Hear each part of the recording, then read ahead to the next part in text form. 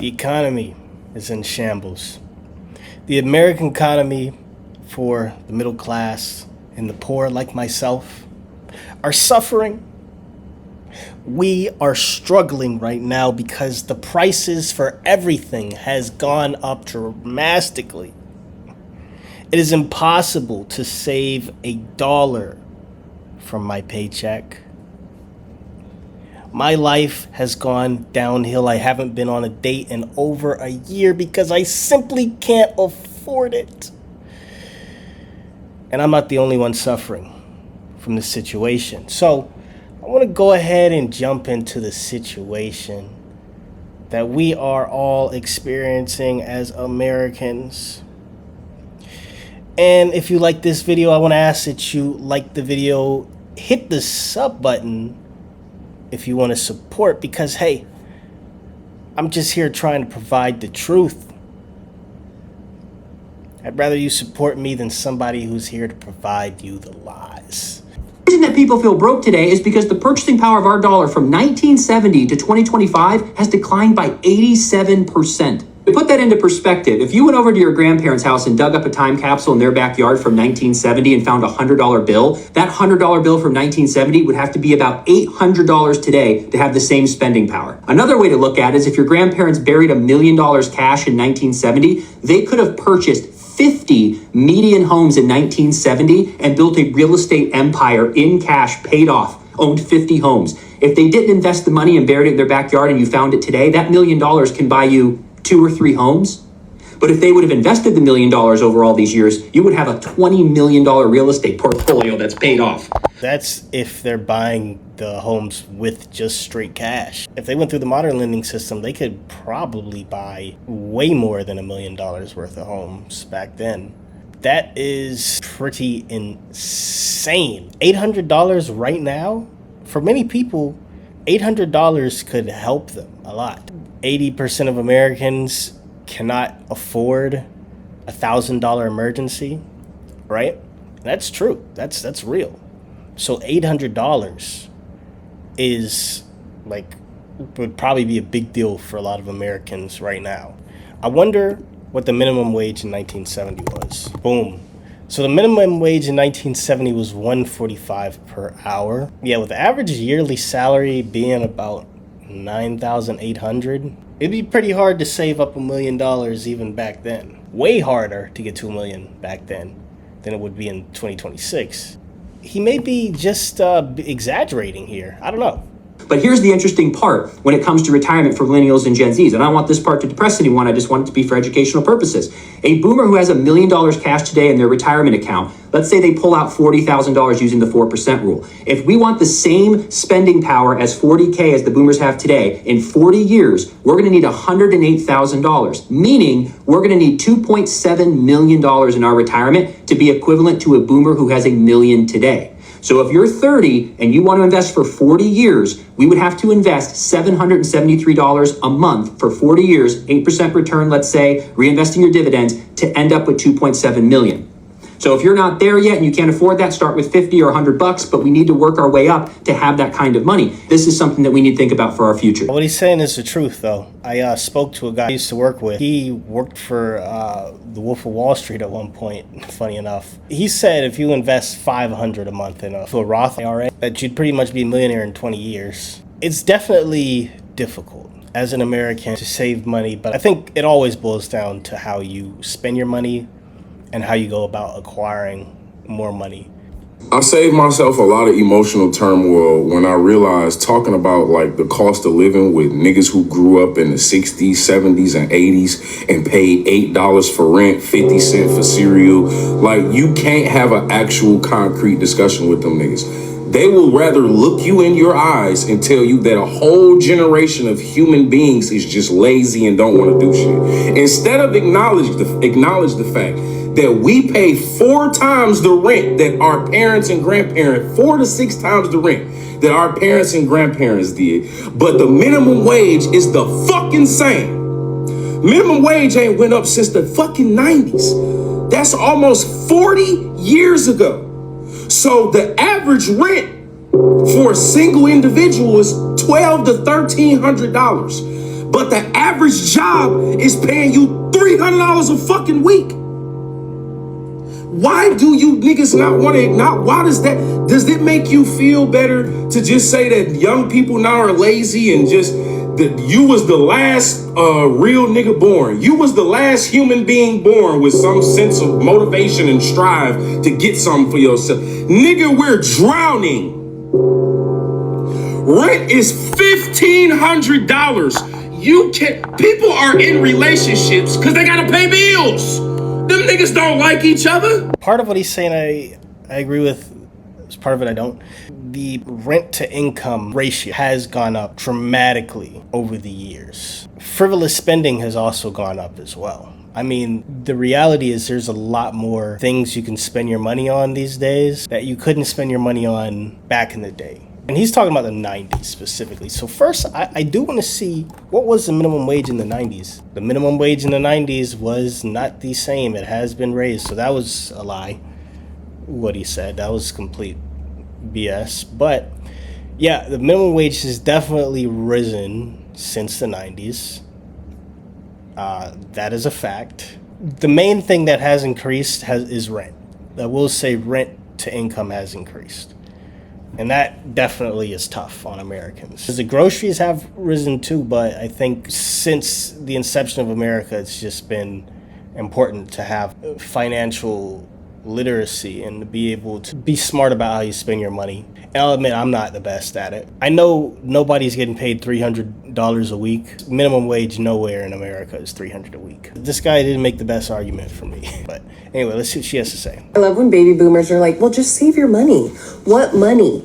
What money do you want me to save is my question. What money do you think I have? When I wake up, it goes cha-ching with a bill. 40% of what I earn goes to bills in some capacity. That leaves 60%. 10%. Rent, gas, electric, insurance, subscriptions, and credit card bills. Okay. Subscriptions, though, are not like necessary bills.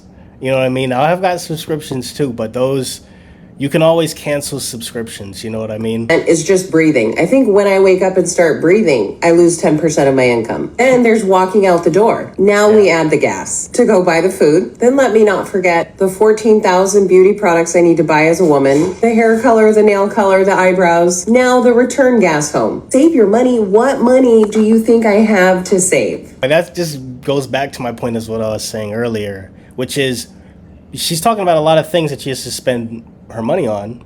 But, you know, as a woman, you have the right to want to maintain your looks and such and, you know, keep up with fashion. I'm not advocating that things are not tough because I have a tough time right now with saving money. Financially, things are not the easiest, though I do have to take responsibility for how I've spent my money. Yo, if you were ever curious about the state of the economy, here's your reminder for today. This bottle of water and this pack of Swedish fish, I wouldn't have been able to buy with the $5 bill. I repeat, I would not have been able to buy this water and this pack of Swedish fish with a $5 bill. And for those of you who may be wondering or saying, that's not too bad. When I was 8, 9, maybe 10, I'm 29, I would be able to go into the store with a $5 bill and get a beef, bacon, egg, and cheese sandwich on a sub roll, 2 bags of chips, a pack of Swedish fish, and 2 sodas for $5. Y'all be safe though. He said 10 years ago. It was 2026, so let's see, 2016 minimum wage. I don't remember being able to buy that much. The minimum wage was only $7.25 an hour back then. Now that goes to the fact of inflation, right? So we can take from these videos that inflation has definitely increased. The price of rent has increased. Though the part that I'm a little stuck at is when it comes to not having extra money, I think it boils down to how you're spending it. You know, I'm not rich, but I do know financial literacy could alleviate some of these things. Another thing I saw was this article, 6 Americans rate the Trump economy. Now, I didn't want to make this too political, but fuck it. The high cost of living was the #1 economic complaint Americans cited in interviews with the Wall Street Journal. Inflation has cooled significantly from its 2022 highs, but low and middle income workers said in 2025 offered little relief. Those with higher incomes have continued to spend, buoyed by soaring financial markets that have boosted their sense of security, a reflection of the nation's two-speed economy. Now that, I think, is where we have the division, because you've got the lower income people who are not able to feel the gains of the stock market as a whole, because if we're not invested in the stock market and we're not able to liquidate those assets, then it really means nothing for us. You know what I mean? And then on top of that, if realistically, the only opportunity for the smaller people to really build wealth quickly outside of entrepreneurship in this economy would have been crypto, and the crypto market has been crashing. So, you've got a lot of things that it's definitely helping the middle and the upper class, in my opinion. And there's arguments that the middle class is evaporating. A Wall Street Journal poll found half of voters say the economy has gotten worse in the past year. While 35% say it has improved, the president has touted the nation's economic growth and in recent weeks rolled out plans to address complaints over affordability. The journal spoke to Americans from across the economic spectrum to hear about their experiences.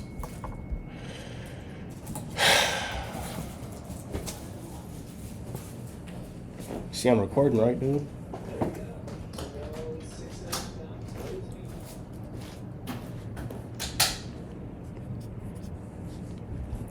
Chancery Rollins struggled to make ends meet at work and at home in 2025. Foot traffic was down at Chelsea's Bistro and Bar, her Cajun-themed restaurant in the trendy Avalondale neighborhood. Corporate bookings for her food trucks fell sharply as employers cut perks for their workers. The 43-year-old entrepreneur said people aren't dining out as much as they once were a year ago. So we've seen a decrease in cash flow, she said. Rollins also grappled with the rising costs for some of her food ingredients, forcing her to remove items from her menu. Beef short ribs nearly doubled to $8.99 a pound, squeezing margins on one of her most popular entries. And her labor costs grew amid an immigration crackdown that left some of her immigrant workers here legally scared to leave their homes, she said. That forced her to find new people who asked for higher wages. 22 to 25 an hour versus 18 to 20 an hour before. Those troubles prompted Rollins, an 11-year-old daughter, to move twice in 2025 to save on rent. I was like, okay, I need to downsize. I need to downgrade my living situation, she said. She also tried expanding her catering business to pick up extra income. Amid the stress, she was diagnosed with epilepsy, which added some big healthcare bills to her woes. Rollins invested small sums in individual stocks during the pandemic. $25 here, $30 there, but otherwise has gained little from the market's big run-up. She's a business owner. She is working with people, the immigrants that she had there working, scared to leave their homes, which I don't really understand why legal immigrants would be scared. But I will say this, I did work with a legal immigrant who, he's here legally, he's on a work visa, or actually a school visa, but he was working as well. And because of everything that's going on with Trump, he decided he left the job and decided to go back, and he's just coming back and forth for school. So I do think that there's a bit of phobia that immigrants have about coming here and not feeling welcomed, which is so, it's sad. But I think then you've got Americans that feel like, well, we deserve those jobs and we deserve the wages.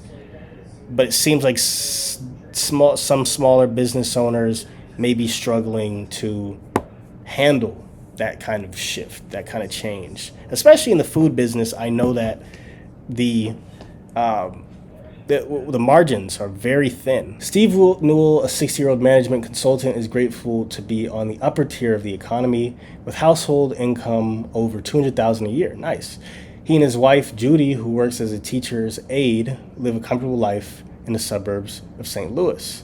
They're planning a road trip this summer in their new BMW convertible and are helping pay for weddings for 2 of their adult children this year. Last year, the couple visited Argentina to see Buenos Aires and the majestic Iguazu Falls. The Newells have paid off their home in a few years. They've adjusted their grocery shopping at times to avoid price spikes for beef and other items, smart, but more of prudence than a need to budget, he said. And they've continued to spend on charitable donations and cultural outgoings. Newell said the U.S. stock market's near record high ending in 2025 benefited his retirement investments, helping prompt him to consider retiring early. Nice. Still, the market gyrations after Trump threatened new tariffs on Europe last month and then dropped the threat as part of his bid to acquire Greenland caused Newell to second guess that plan. When you have policy by emotions, businesses can't plan and neither can individuals, he said. Now, this particular study, this is a higher income, higher earning couple. $200,000 a year, I think is a great income. I think at $200K a year, your bills are paid. You are not worried about a lot of the frivolous things you can avoid. You can afford vacations, you can afford to save, and you can have a family with that amount. I think that definitely is a great amount of money, especially in St. Louis, where I don't think St. Louis has a high cost of living. I was born in St. Louis. I've got family out there. So I don't know St. Louis to have a high cost of living. I don't know where in St. Louis they're living, though, so it depends. But from the way it sounds, he seems very financially literate. I mean, they literally buy their beef when the prices are the lowest. His issue isn't with the economy as a 60-year-old management consultant. His issue is with Trump's emotional state, how it causes volatility in the market. So, that makes sense. The young renters, Ashley, Amet, and Adam Little. Chicago, age 31. After months of unemployment in 2024, Ashley and me caught a break in 2025 when she landed a job making $22 an hour as a loan processing specialist in Chicago. That's a decent job. I used to be a loan originator. Loan processing is a little bit different, but it definitely is good work. She'll always have a job in that market. But her live-in partner, Adam Little, has been struggling to find work as a factory machine operator since 2023. Man, so they were both struggling. The U.S. lost manufacturing jobs every month between Trump announcing his Liberation Day tariffs in April and the end of the year extending a slow but steady decline in 2023. Amay said she felt mixed about 2025. She gained a job but continued to struggle with rising prices.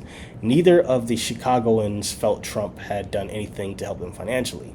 Imay and Little, both 31 years old, have at times resorted to paying the rent late on their one-bedroom apartment, which now costs $13.75 a month.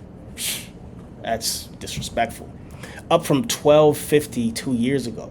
The rent eats up more than half of Imay's take-home pay, which is slimmed after a credit card company started garnishing part of her wages to pay off her card debts, she said. Groceries, Imay's cell phone bill, and food for their cat take up most of the rent. The couple mostly eats at home, often stretching rice, beans, and other pantry staples into a meal. We live off of her pay schedule, Little said. If she hasn't gotten paid, we have to go with what we have around the house. Little said he would like to get his car fixed and buy new tires and make it easier to look for work. But a new set of tires now is $500 or $600, he said. Who the hell has $500 to $600? Man, I don't know what kind of car he's driving that costs $500 to $600 to fix his tires, but he might need to downsize on that, get a moped or a bike at this point, because there's no way your girlfriend is providing for you on $22 an hour. That is a shame, my guy. And not to say, I understand people are down, but it's been 3 years, bro. It's 2026. How have you not had a job in 3 years? The rent has gone up, bro. What are you guys eating? Chicken sandwiches every day? Bologna sandwiches? Cheese sandwiches? They gotta be eating grilled cheese every day. Because it's no way, bro. My rent is $1,500. I have a 2-bedroom. I split the rent. It's no way it would be really tough for me. $13.75, man. What? I gotta last a month on that? The thing is with me, I don't even buy groceries. I just eat out every day. That's my issue. I gotta start cooking. That's the wave, man. That's how you save money, by being smart. So, yeah, this is for this guy. It definitely is tough. Derek Orth, a dairy farmer in southern Wisconsin, says he hasn't had a good financial year in a decade. But higher costs are making things even more challenging these days. I don't think 2025 was worse, but it clearly wasn't a good year, he said. The prices for labor and machinery parts and maintenance have grown significantly. We have had a $100,000 tractor that hasn't moved in 3 or 4 months because we don't know if we can afford to fix it, Orth said. He also felt the pain of insurance price hikes that have rankled many Americans. Annual increases in his farm insurance bill slowed in 2025 to 2%, but the accumulation of big increases that snowballed from 2022 to 2024 nearly quadrupled his bill over 15 years to about 41 grand. Yours, who have 4 children, live rent-free in the farmhouse, which is owned by Orr's parents. Orr's wife, Charisse, works as a county coordinator for 4-H. A lot of income I make goes back into the farm, and what my wife makes is what we use for family living, Orr said. They get some of their food from the farm and have eliminated as much junk food as possible to reduce their grocery bill. They have contributed to their retirement accounts in a few years because they have been paying off credit card debt. They have whittled it down significantly from $18,000, but then Christmas happened, Orr said. He said he hopes the Trump administration's recent efforts to promote dairy products could boost his business, and he appreciates the gas prices are fairly reasonable. So that's the thing. You have people who are looking at the economy now that think things are good. Like, there's some good things. So the gas prices, grocery prices, I think unanimously people agree groceries are high. And that's a bad thing. Because when groceries and rent are high, it makes the frivolous things a lot more expensive, which I think Americans are used to having that luxury. Paul Spring, a 52-year-old professional in the Atlanta suburbs, is thriving in a current economy. The product manager for an investment firm feels thankful to have secured a 3% mortgage before the pandemic. When he bought a home that has since soared in value, he and his wife, Laura, a part-time volleyball coach, have a household income of about $200K. Nice. Allowing them to splurge on travel and sports leagues for their teenagers. Last year, the whole family flew to San Francisco to visit relatives and tacked on a trip to Lake Tahoe. Spriggs and his wife returned to San Francisco a few months later to see Dead and Company, a band of former Grateful Dead members. A spontaneous jaunt like that is probably something he wouldn't have done years ago. But after a lifetime of being a conscientious spender and saver, it felt deserved, he said. His investments have put him in a great position for retirement, and he began saving for his children's college education when they were little. Overall, he feels lucky to be 52 in this economy instead of 32 or 22, he said. That's definitely where I see people struggling, particularly to afford a house, he said. I can't imagine trying to get into the market now, trying to live where you want to. Now, this is the thing. So he's, 52, right? Pre-pandemic would have been what? So he bought a house probably 2019, around that time. And that was when things were a lot easier because my cousins, they're around my age, a little bit older, they bought their houses pre-pandemic as well. Probably got great interest rates. And I remember during that time, looking at the real estate market, it was hot. I mean, it was hot. I was living in Florida. Everybody's moving to Florida. Real estate was big. My parents are in real estate, so I know. Right now, it's definitely difficult. It's absolutely difficult if you are, just working at a regular job, you don't have extra income. It's absolutely difficult. There's some things you can do, but not much wiggle room. This last story. The past year has been one of the toughest financially for Elena Haskins, the 29-year-old Tulsa entrepreneur who runs her own software design business, and now faced growing competition from AI tools and low-cost overseas programmers, which dented her income.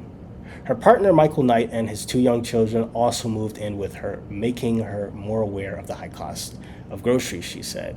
Haskins is still comfortable, but has felt the weight of growing prices impacting my decision making more than usual. She said, as a single person, she used to eat steak several times a week, but if she shopped that way now, it would cost $40 for 4 people. Now we get more chicken breasts, she said. Now I look at the unit prices. Does it really matter if it's Heinz, ketchup, or store brand? Interesting. Paying her $2,200 monthly mortgage has gotten easier now that her partner, who runs a machine shop, is sharing the burden. They have a combined income of roughly $135,000 a year, but she has cut back on theater trips and other outgoings with the kids. I really like to take them to Frozen, but then it's $400, she said, of the local stage production. Now this, I can actually relate to this too. I ran a marketing agency for the past couple of years, and the AI and she ran a design business, so it's different for her. Let me see what it's, software design. So she's a software designer, so similar, because I actually started in software and developing apps. So for her, it's like she was making good money. I think she's more of a freelancer, meaning that she's doing the code herself and, putting the software together herself, which is what I did starting off. But then when I made it into an agency, I started using AI tools and low-cost overseas programmers, if that makes sense. So I shifted my business model, though I stopped. I didn't want to continue. But I did have extra income when I was doing that. Things were a lot more comfortable. For her, having children and a partner, it's expensive on her combined $135,000 a year income. They also both run businesses, so she probably doesn't have much of overhead, but him running a shop definitely is going to have overhead. So I don't know if the $135,000 a year is all. They say that's their combined income, but I don't know if that is how much they're taking home. But just based off of that, it definitely makes sense, and it's definitely difficult. It seems more that groceries and rent are the main things that people are complaining about. And that's where we have to put more pressure on the government to kind of figure out a way to assist with that. I don't think that there's enough pressure right now for people to jump in and try and fix this, but that's kind of where we're at. So if you like this video, make sure you hit the like button, make sure you hit the sub button, make sure you check out some of my old videos, and I'll catch you on the next one. Peace.